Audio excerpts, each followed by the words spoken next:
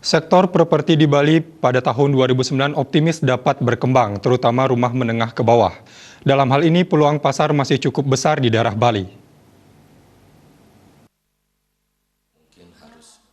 Ketua DPD RI Bali Pandi Agus Permanawidura mengatakan, peluang pasar rumah bersubsidi dan non-bersubsidi di tahun 2019 ini masih cukup besar di daerah Bali.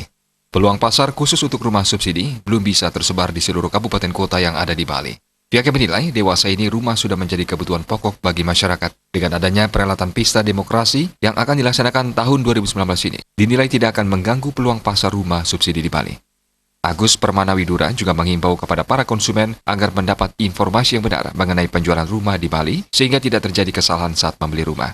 Ada dua hal yang perlu dicarikan solusi di tahun 2019 ini. Pertama, mengenai luasan kaveling yang perlu diperhatikan karena sangat berpengaruh terhadap harga jual rumah. Dan dua, mengenai rumah vertikal yang harus segera didiskusikan ke depan.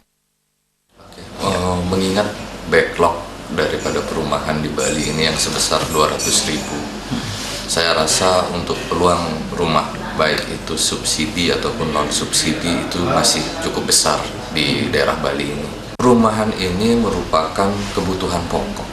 Jadi saya rasa sama halnya dengan pangan dan sandang yang merupakan suatu kebutuhan bagi kita semua.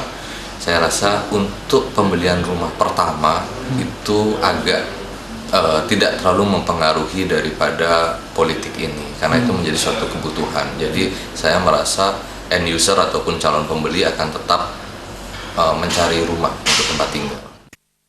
Agus Permanawidura sangat optimis terhadap perkembangan sektor properti di Bali tahun 2019, terutama rumah menengah ke bawah, karena masih sangat dibutuhkan oleh masyarakat.